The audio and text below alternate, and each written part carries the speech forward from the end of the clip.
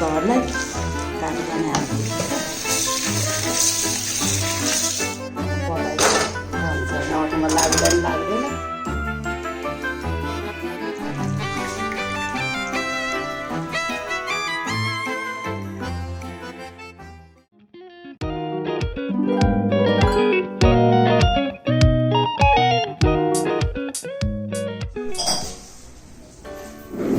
नमस्ते, तपाईहरु सबैलाई स्वागत गर्न चाहन्छु र आजको यस भिडियोमा हामी हेर्नेछौँ कसरी घरेलु पद्धतिबाट सजिलैसँग घिउ बनाउन सकिन्छ। र यो चाहिँ लगातार 1 हप्तासम्म जम्मा गरिएको दूधबाट निस्किएको तर हो।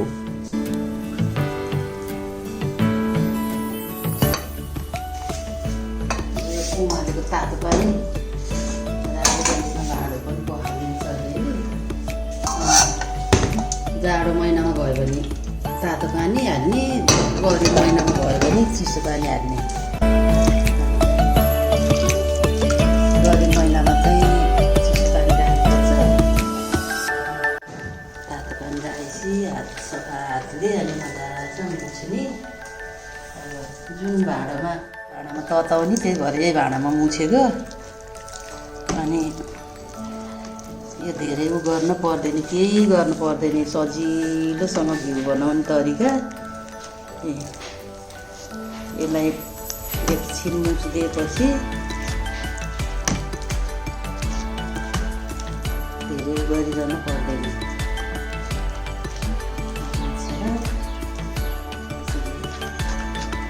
यो गरुङ्गो हुँदै आउँछ, मुछेको गरुङ्गो हुँदै आएपछि भइहाल्छ एकछिनमा।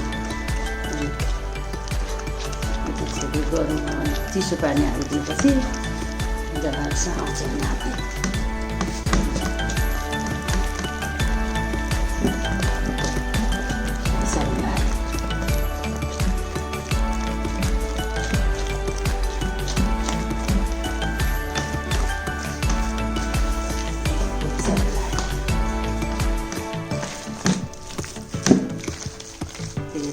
गर्नै पर्दैन, यता लाग्ने उता लाग्ने हुन्छ।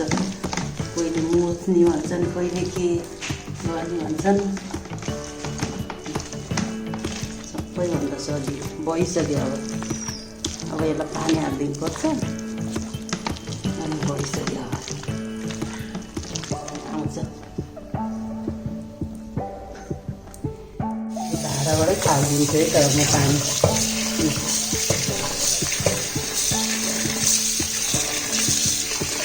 बाट खालिदिनु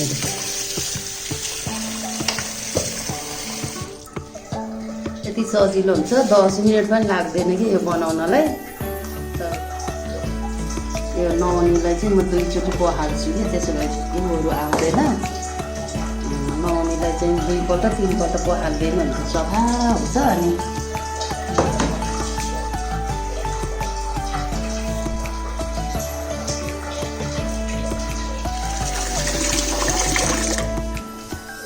फेरि पखालिदिन्छु कि म।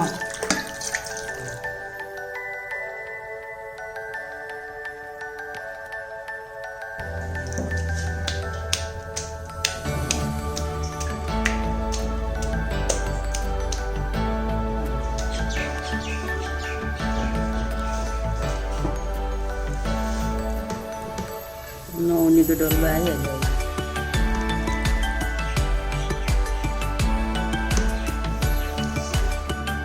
अब यो तताउने बेला भयो। अब नौटोमा लाग्दैन।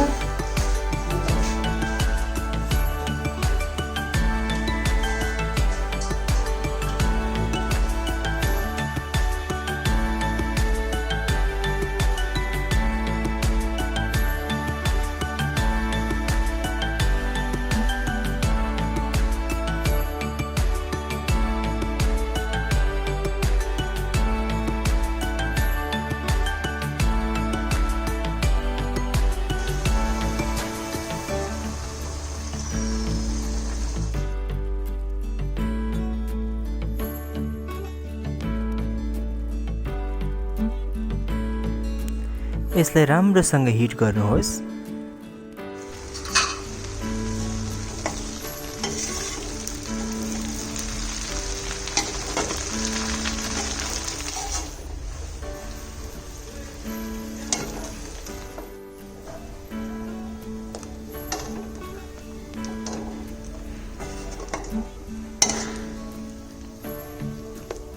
अब घिउ तयार भइसकेको छ। अब एकछिन घिउलाई सेलाउन छोड्नुपर्छ।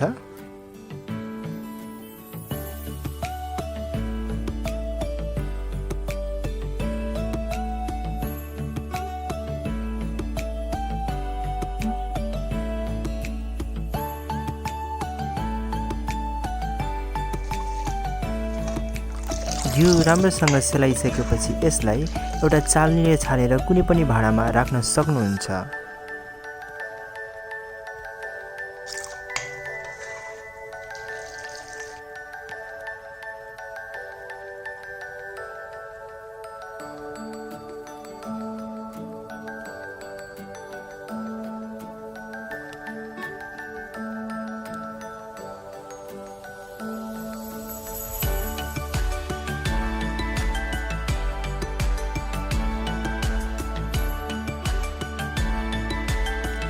भिडियो हेरिदिनु भएकोमा तपाईहरु सबैलाई एकदम धेरै धन्यवाद र साथै लाइक, शेयर र सब्स्क्राइब पनि गरिदिनु होला।